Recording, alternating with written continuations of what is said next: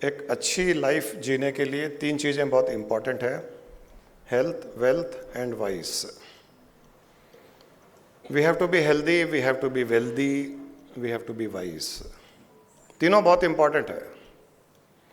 Health के बारे में गुरु माँ भी उन्होंने बता दिया, फिजिकल हेल्थ।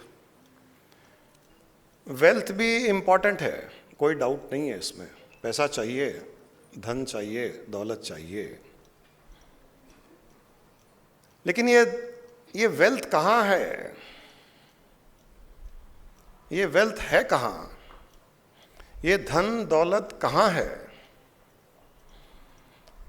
अक्सर हम जहाँ ढूंढते हैं वहाँ वो नहीं है।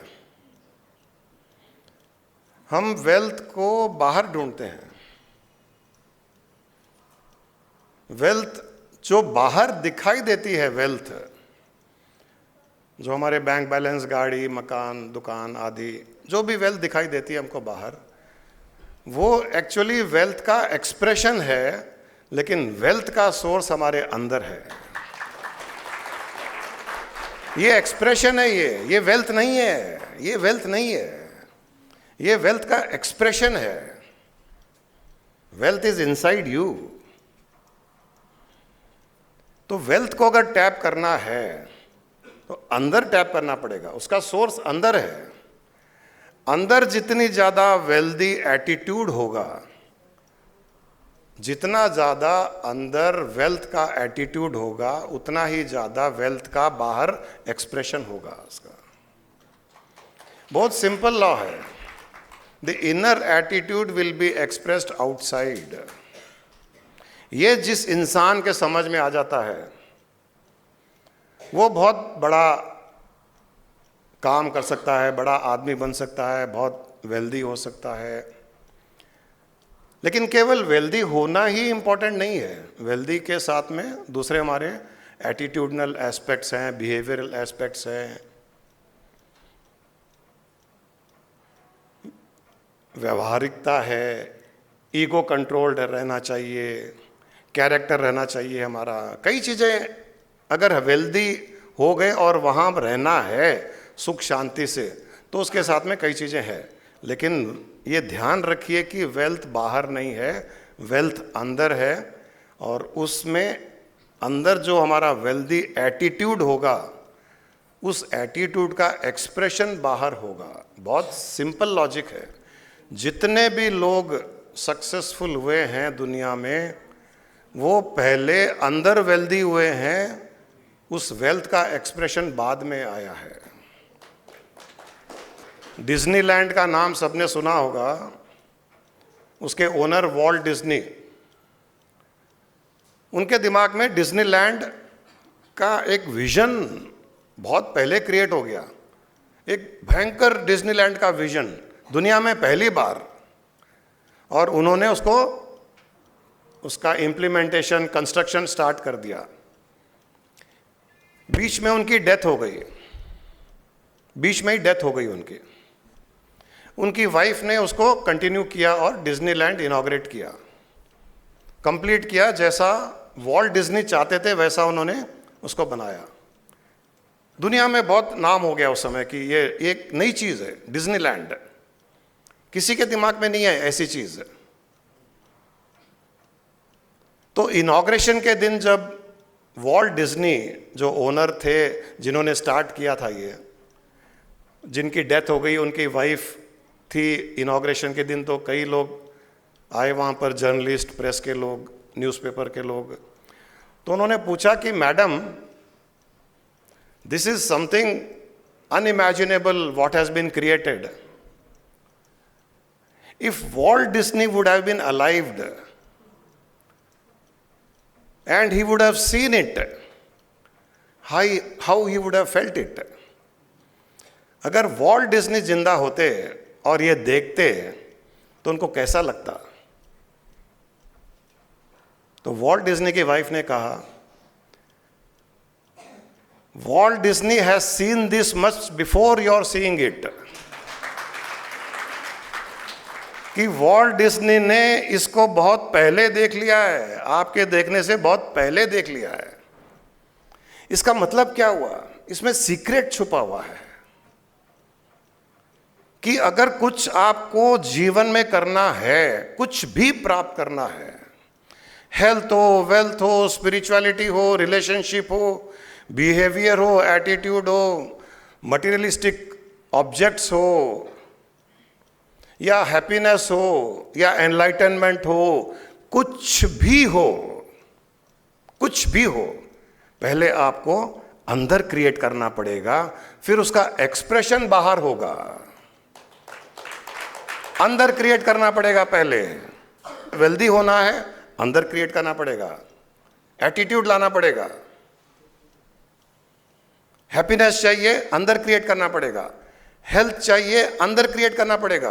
पहले आप अपने आप को देखिए कि आप हेल्दी हो, अपने आप को विजुलाइज कीजिए। चलिए आज के दिन अगर कोई बीमार भी है, अगर वो ये विजुलाइज करना लग जाए कि मुझे हेल्दी रहना है, ऐसे रहना है, इसके जैसे रहना है, सलमान खान के जैसे, कटरीना कैफ के जैसे, सोनम इसके जैसे, उसके जैसे, किसी का भी पिक्चर हो, श्रद्धा कपूर के जैसे, आलिया भट्ट के जैसे, अगर एक विजन माइंड में होगा तो आपका सबकॉन्शियस माइंड, आपके आइडियाज, कॉस्मिक फोर्सेस, आपके फ्रेंड्स, योगा टीचर, जो भी आपको उस प्रकार का फिगर, उस प्रकार की हेल्थ देने में हेल्प कर सकते हैं, वो आपके कांटेक्ट में आएंगे और आपका एक कॉन्फिडेंस भी बढ़ेगा उस ओर बढ़ने के लिए। विजन यहां होना पड़ेगा आपको। वैसे ही हैप्पीनेस के लिए यहां विजन होना पड़ेगा कि I want to be happy throughout my life. कुछ भी हो जाए, कोई मुझे डांटे, कोई बुरा भला कहे, तो कोठारी जी के जैसे हा हा हा हा हा। अगर डिसाइड कर लिया कि मुझे हैप्पी रहना है, तो संसार में कोई शक्ति नहीं है जो आपको रोक सके कि हैप्पी कैसे, आपको नहीं रहने दे हैप्पीनेस। संसार में कोई शक्ति नहीं है। एनलाइटनमेंट या और किसी चीज, फैमिली हार्मनी, रिलेशनशिप, हर चीज के लिए आपको पहले यहां पे उसको क्रिएट करना पड़ेगा। फिर देखिए वो कैसे एक्सप्रेशन होता है। जैसे हम स्माइल करते हैं तो पहले यहां खुशी होनी पड़ेगी, तब स्माइल आएगा, ऑटोमेटिक आएगा, क्योंकि ये तो अंदर का एक्सप्रेशन है। बाहर अंदर गुस्सा है, बहुत मुश्किल है स्माइल लाना। अंदर अगर गुस्सा है तो चेहरे पे ऑटोमेटिकली आ जाएगा, उसका एक्सप्रेशन आ जाएगा। तो ये प्रूवन फैक्ट है, ये प्रूवन फैक्ट है। जैसे कई बार हम रात में नींद में कोई बुरा सपना देख रहे हैं और वहाँ कोई हमको पकड़ रहा है और हम छुड़ाने की कोशिश कर रहे हैं, तो कई बार हमारा हाथ यहाँ चल जाता है नींद में, वहाँ छुड़ा रहे हैं सपने में, और यहाँ हम हाथ हिलता है हमारा। इसका मतलब क्या हुआ? अंदर जो हो रहा है उसका एक्सप्रेशन बाहर हो रहा है। ये साइंटिफिक है, ये साइंटिफिक है। तो आपको अगर वेल्दी होना है, जो अच्छी बात है, और वेल्दी के साथ साथ वाइज भी होना पड़ेगा। वाइज का अर्थ है समझदारी। एक सुलझा हुआ इंसान, अगर सुलझा हुआ इंसान नहीं होगा, अगर आप इवॉल्व नहीं होंगे, आप में ज्ञान की कमी होगी, आप मैच्योर्ड नहीं होंगे, तो न आपकी हेल्थ टिकेगी न वेल्थ टिकेगी। और अगर टिक भी जाएगी तो आप उसको एंजॉय नहीं कर पाओगे, क्योंकि एंजॉयमेंट के लिए सुलझा हुआ थॉट प्रोसेस, सुलझा हुआ इंसान बहुत ज़रूरी है। हमने देखे हैं, बहुत कई लोग हैं बड़े बड़े घर में रहते हैं, वेल्दी है, हर लग्जरी है, फैसिलिटी है, वो इतना एंजॉय नहीं करते लाइफ को जितना उनके घर में रहने वाले सर्वेंट करते हैं। जिसने वेल्थ कमाया उसको भोग रहा है सर्वेंट, बड़ी गाड़ी को भोग रहा है ड्राइवर ज्यादा। सेट उतर गया तो एसी ऑन करके ऑडियो लगा करके बैठ जाता है 2 घंटे। रात को उसको कोई फियर, कोई टेंशन नहीं है, आराम से सोता है। मैंने देखा है एक बड़े घर में, उस कंपाउंड में, एक कमरे में हस्बैंड वाइफ सर्वेंट और 2 बच्चे। एक पलंग पर हस्बैंड वाइफ 2 बच्चे सो रहे हैं। घर एकदम साफ है क्योंकि 10 बाई 10 का ही कमरा है। घर के बाहर मोगू की ड्राइंग है। दरवाजे पर पत्ते लगे हुए हैं आम के, फूल से सजाया हुआ है। 10 बाई 10 का कमरा। ये ज्यादा खुश है, ये वेल्दी है। ये वेल्दी है जो घर के अंदर है। 20 बाई 20 के कमरे में एसी, इसके कमरे में 10 बाई 10 के कमरे में सर्वेंट के रूम में एसी नहीं है। चारों 2 हस्बैंड वाइफ 2 बच्चे खर्राटे भर करके सो रहे हैं और मालिक घर का नींद नहीं आ रही है। वेल्दी कौन है? वेल्दी वो है। वेल्थ के लिए ये भी बहुत आवश्यक है, एटीट्यूड, बिहेवियर, हेल्थ, वाइज होना, विजडम, जो स्पिरिचुअलिटी से आता है।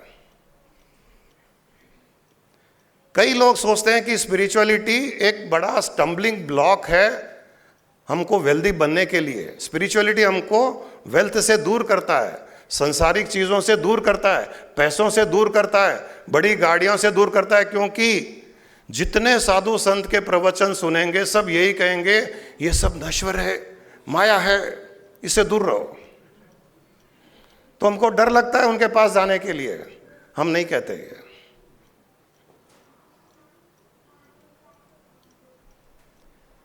माया तब है जब उसमें मोह रखते हैं तो, वरना माया नहीं है। आपके पास 10 एकड़ जमीन होगी, बड़ा एक पैलेशियल हाउस होगा, प्राइवेट जेट्स होंगे, बड़ी बड़ी गाड़ियां होगी, कोई प्रॉब्लम नहीं है अगर आपका मोह उसमें नहीं है तो। और वेल्दी होना ईश्वर का भी वरदान माना जा सकता है। ये कोई पाप नहीं है, ये पाप नहीं है। धनवान होना, वेल्दी होना, पैसे वाला होना, पैसा कमाना पाप नहीं है, ईश्वर का वरदान है। क्योंकि कहीं ना कहीं वापस ये संसार में जाएगा। कोई इंसान पैसा खाता नहीं है, सोने के बिस्किट खाने के लिए नहीं होते हैं। कहीं ना कहीं किसी ना किसी चीज में तो खर्चा करेगा। चलो अगर बड़ा मकान भी बना लिया तो कितने लोगों को उसका बेनिफिट मिला? कॉन्ट्रैक्टर को मिला, ब्रिक बनाने वाले को मिला, सीमेंट की फैक्ट्री को मिला, रेती को मिला, लेबर को मिला। गाड़ी खरीदी तो उस गाड़ी वाले मैन्युफैक्चरर को कितना बेनिफिट मिला, शोरूम वाले को मिला, सर्विस सेंटर वाले को मिला। हर चीज में कहीं ना कहीं एक अच्छा विशेष साइकिल है। इसमें गिल्ट रखने की जरूरत नहीं है कि मुझे पैसा कमाना है। जरूर कमाइए, क्योंकि जितना ज्यादा कमाओगे उतना ही हमारे पास भी थोड़ा बहुत आएगा। हाँ, तुम ही कमाओगे नहीं तो हम क्या बड़ा इडली कैसे खिलाएंगे? तो वेल्दी यहाँ होना जरूरी है। तो स्पिरिचुअलिटी से डरने की जरूरत नहीं है। इनफैक्ट स्पिरिचुअलिटी आपको विजडम देता है, वाइज बनाता है। विजडम से, समझदारी से हम बहुत आसानी से पैसा कमा सकते हैं और उसमें हम मोह भी नहीं रख सकते हैं। ये हमको स्पिरिचुअलिटी सिखाती है कि पैसे भी कमाओ, संसार में आगे भी बढ़ो, लेकिन टेंशन मत लो, स्ट्रेस मत लो, उससे अटैच मत हो। ये विजडम कौन सिखाता है? स्पिरिचुअलिटी। एक बार चेन्नई के बीच पर एक आदमी बैठे थे, शॉल ओढ़े हुए थे, बहुत सज्जन पुरुष थे, गीता पढ़ रहे थे। तो एक 18 साल का लड़का आया, तो उसने देखा कि सज्जन पुरुष अच्छे लग रहे हैं, गीता पढ़ रहे हैं। तो हंस करके वो 18 साल का लड़का बोलता है कि सर आप इस जमाने में गीता पढ़ रहे हैं? आज देखिए रॉकेट का ज़माना है, रॉकेट का ज़माना है, इंसान चांद पर पहुंच गया और आप ये हजारों साल पुरानी गीता पढ़ रहे हैं। तो उन्होंने पूछा कि तुम गीता के बारे में क्या जानते हो? बोले गीता के बारे में कुछ नहीं जानता, मैं जानना भी नहीं चाहता, मैं साइंटिस्ट हूँ। बोले अच्छा, कहाँ काम करते हो? बोले विक्रम साराभाई रिसर्च सेंटर में काम करता हूँ। बोले अच्छा, बहुत अच्छी बात है। इतने में 2 बड़ी गाड़ियां आई, 4 बाउंसर्स निकले, उसमें से एक शॉफर निकला, डोर खोला और ये आदमी जो गीता पढ़ रहा था गाड़ी में जाके बैठा। ये 18 साल वाले लड़के के होश उड़ गए। उसने सोचा कोई साधारण इंसान है, तो कांपने लग गया। उनके पास में गया, बोला सर आई एम सॉरी, आप कौन है? बोले मैं विक्रम साराभाई हूं।